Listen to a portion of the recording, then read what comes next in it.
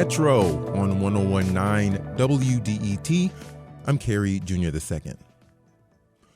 When who we are and what we believe in is in tension with the traditions that we're bestowed, life broadly leaves us three choices. We can change who we are to fit the tradition, we can leave the tradition behind, or we can try to change the tradition to fit our ideals. That last choice requires courage. Change is not easy, and when it comes to a tradition like religion, many become upset when people start tinkering with how things are done. But that's exactly what Rabbi Amichai Lau-Lavie has been doing. The rabbi who runs an alternative Jewish synagogue in New York City came up in Israel under a lineage of orthodox rabbis. But Rabbi Amichai and his congregation don't practice orthodox Judaism. They're doing something unique. And that means the rabbi has thrusted himself into a position of holding things that don't always agree. For him, it's Jewish tradition and queerness. It's the laws of Judaism and performing interfaith marriages. And that leaves Rabbi Amichai with a question. One day I'm going to die and I'm going to stand before the throne of glory. And there's this one option where God's going to look at me and say, why didn't you follow the rules that all the rabbis told you?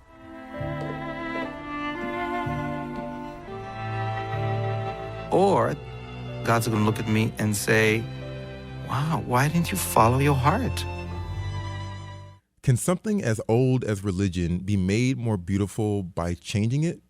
Or are those changes the seeds of a religion's destruction? The new documentary, Sabbath Queen, explores all of that and more.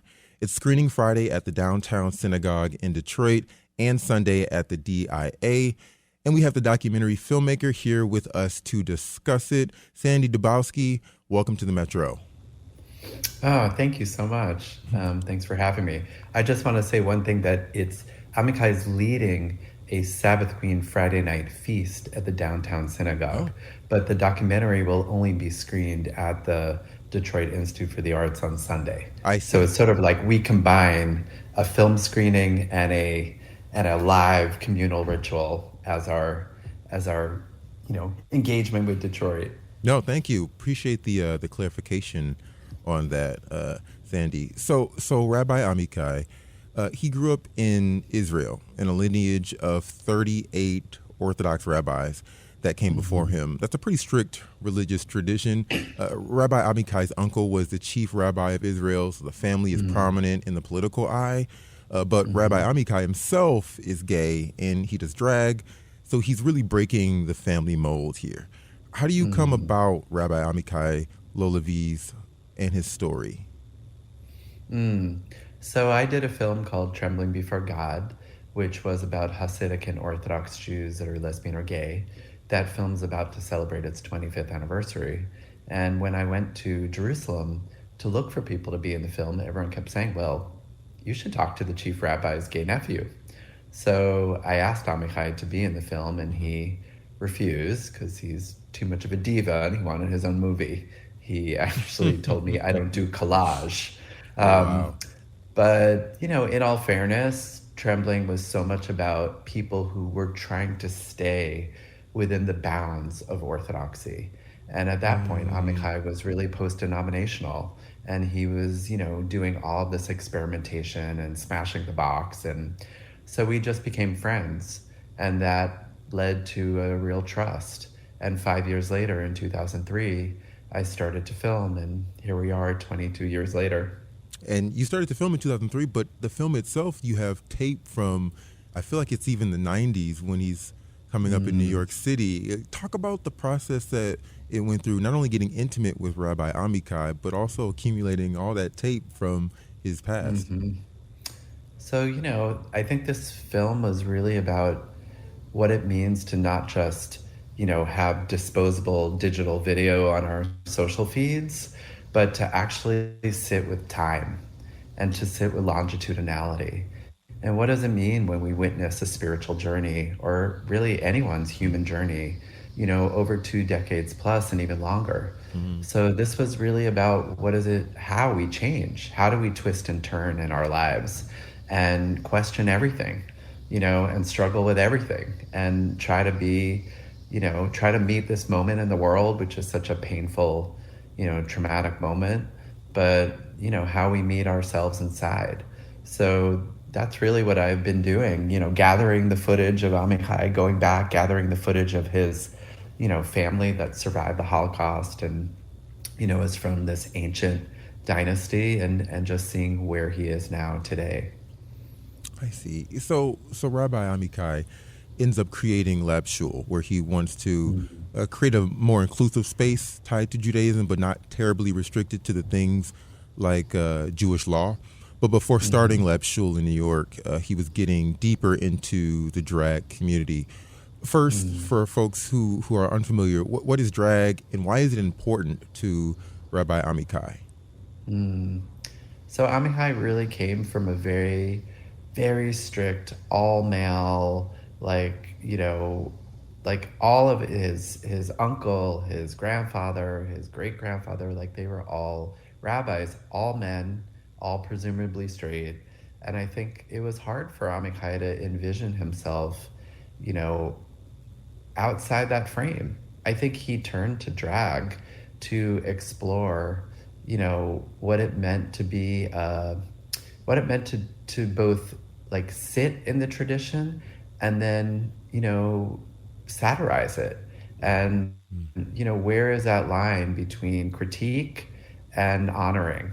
And I think the wig and the mask and the high heels and the drag actually enabled Amichai to stand in front of hundreds of people and lead them in religious ritual. But as a drag queen, after a certain point that, he sort of changed and he took the wig and the mask off, and then he was there as himself to help people at funerals and to help people on their deathbeds and to marry them and to do baby namings and, to really mark life.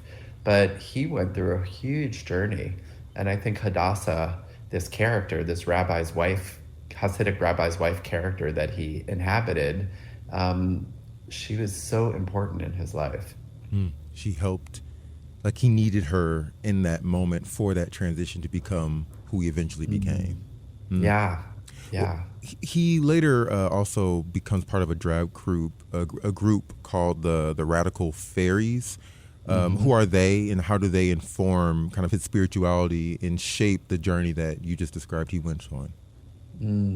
So the Radical Fairies are like a counterculture queer movement that, kind of arose, I think, around the 70s.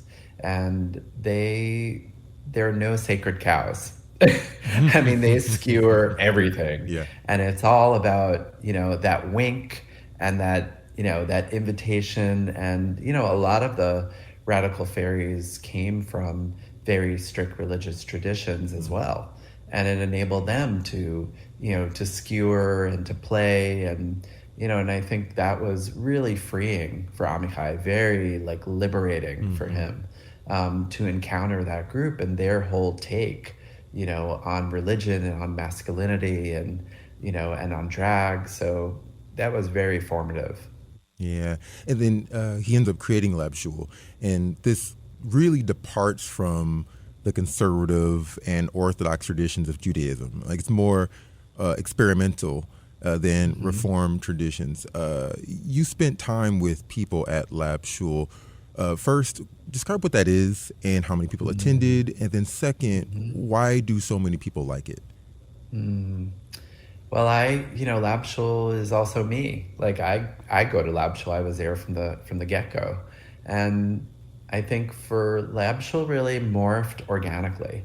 Like it started with people doing once a year, high holidays, the Jewish New Year, the Day of Atonement, Yom Kippur, Rosh Hashanah. But, I think people wanted more. And so it's now grown to, there are 1,000 people who come in person, actually in a few weeks. But it is a place where people can come in the door with whoever they are. So you can be, you don't have to be a believer. I mean, Lab Shul describes itself as God optional. So you could be secular, you could be skeptical, atheist, whatever you are, you're welcome. It's very everybody friendly. So you could be in an interfaith marriage. You could have one parent who's Jewish, one parent who's not. You could just be curious. I mean, Amichai says it's Jewish, it's Jew-ish, it's Jew-adjacent. It's really whoever you are, and it's really trying to open the tradition to a lot of people who felt like they don't connect to it, and they felt excluded or outside. So it's very musical. It's very there's theater in the Bible story. So it has like a real bent around social justice. So I think it's something that's been really speaking to so many people. And it's also on Zoom, so people can also, tune in from all over the world. Now, there are people who don't like this about Lab Shul because they believe it's diluting Judaism. Mm-hmm. What do you say to folks who believe that? Well, I think, one of the key people in Sabbath Queen is Amichai's brother, Rabbi Benny Lau, who's a very prominent Orthodox rabbi based in Jerusalem.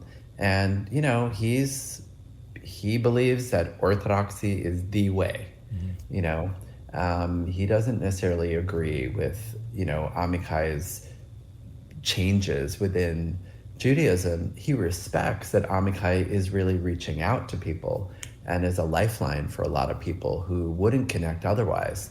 But it's not necessarily legitimate in his eyes. So, that's the most, I would say that Amichai and his brother have an incredible way of disagreeing. And there's something in our time that's so polarized and so toxic that, people have really cut off family members because they have political differences. And I'm just in awe of these brothers. It's almost very biblical. I mean, you go back to Cain and Abel and, all these brothers in the Bible. But here are brothers who show up for each other, who, his brother agreed to be in the movie. His brother, when we premiered in Jerusalem, his brother came on stage and did the Q&A with us.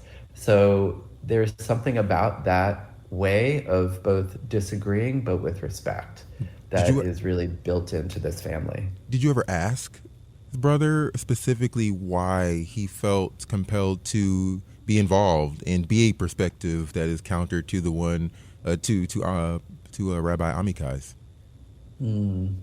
I think that, look, you have Amichai who came out as gay, to this straight brother many, many years ago.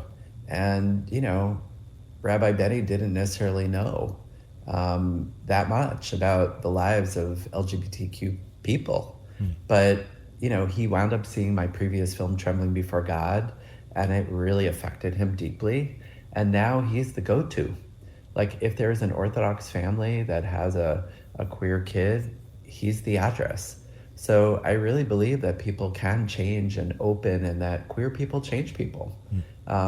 So I think that Benny's been deeply affected by Amichai, and, he's rare, he's special. He's iconoclastic in his own traditional camp. So there are people like Benny, and I think that's why he wanted to participate in the film, because he really believes in speaking to all kinds of people, secular people, religious people. He's quite a big personality on TV and in the media in Israel. You're listening to The Metro on 101.9 WDET. I'm Kerry Jr. II. We're talking about the documentary Sabbath Queen, which will be screening Sunday at the DIA. Our guest right now is Sandy Dubowski, who made the film. All right, Sandy, there's a line in the movie where Rabbi Amichai says that, quote, not everything that's been inherited is worthy of being passed on. But he also wants to uphold Jewish law. Here's him talking about that. I need to understand, what is the value of halakha, and why are you so obsessed with it? What is it about halakha? Like, what's the value here? You drive, right? When you drive, I drive. You want to know that the other drivers and the other pedestrian are using the same laws you are. So when you turn right on red, you're not hitting a poor bicyclist or someone else. Laws matter because they create an ecosystem. What to Rabbi Amichai is worth keeping in Judaism, and what can be let go?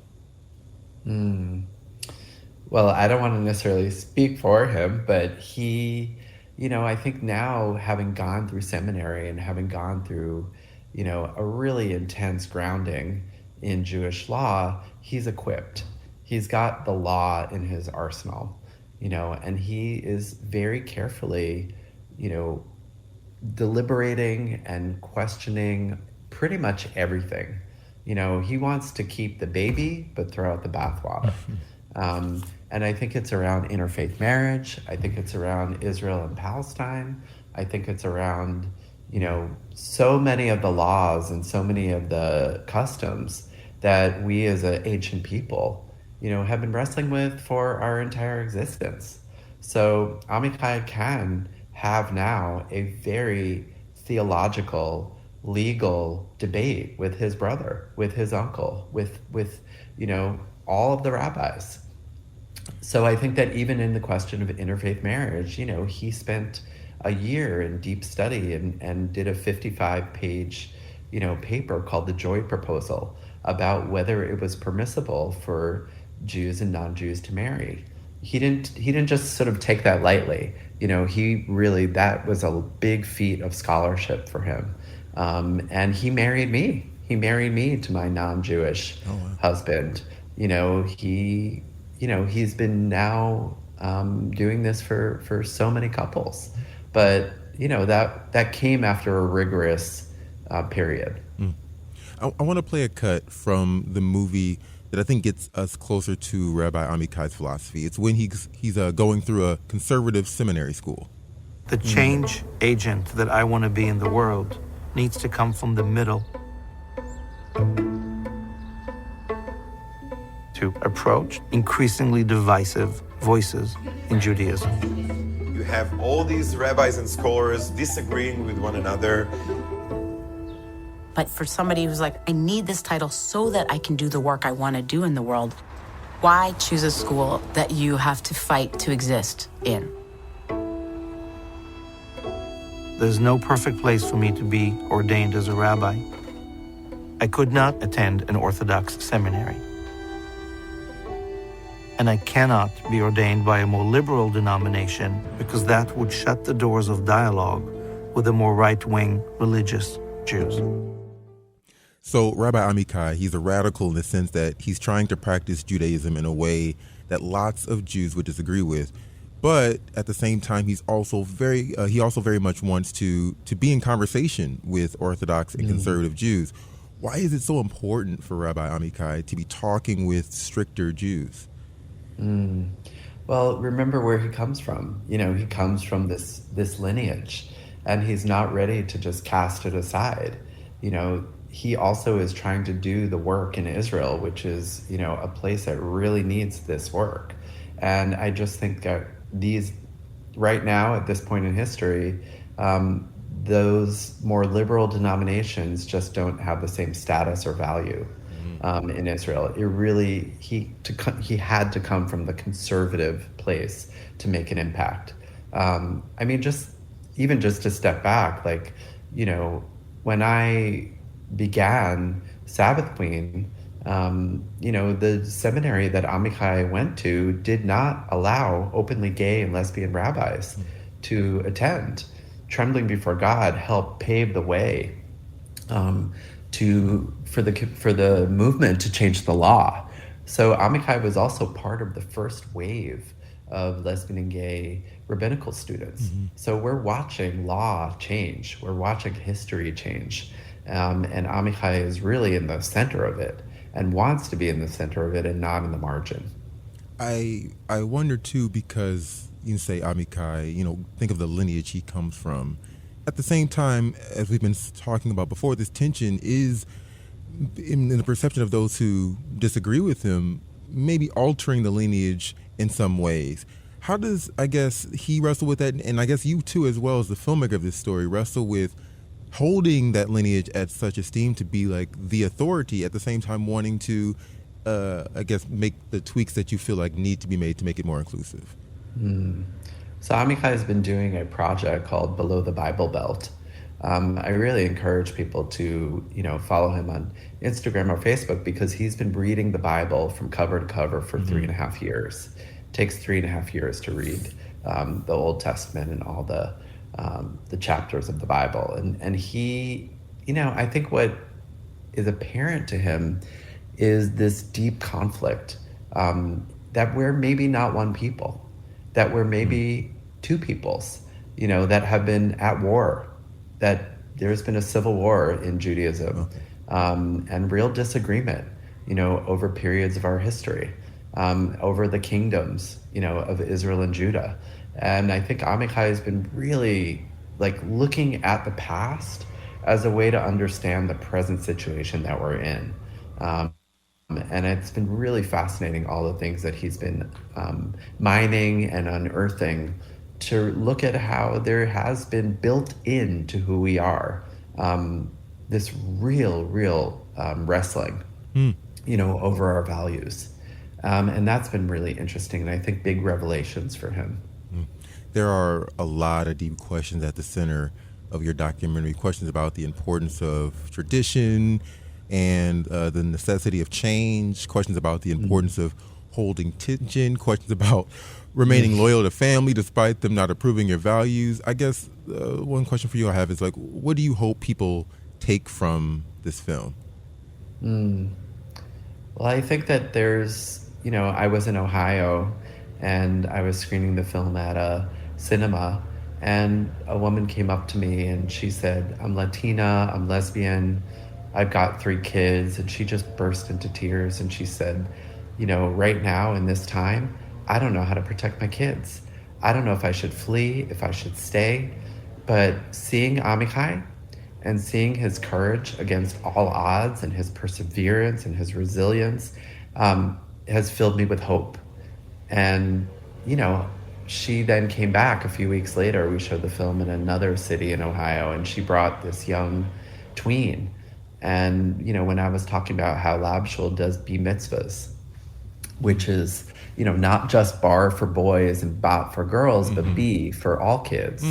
That kid just came up to me afterwards, also in tears, and said this was so meaningful to me.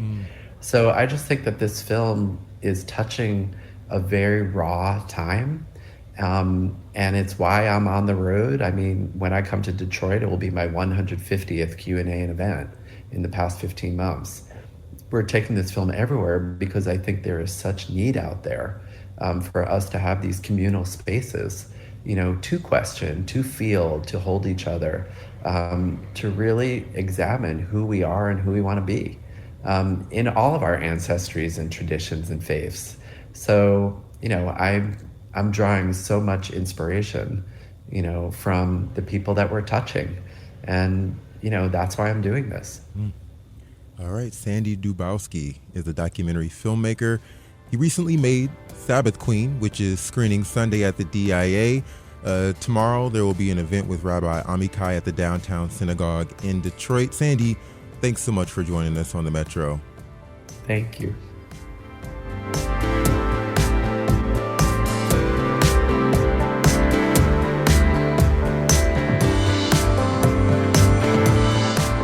Coming up, plant-based foods are for everyone. That's at least the spirit behind this weekend's vegan festival in Ypsilanti. Stay right there. We'll be right back to talk all about it.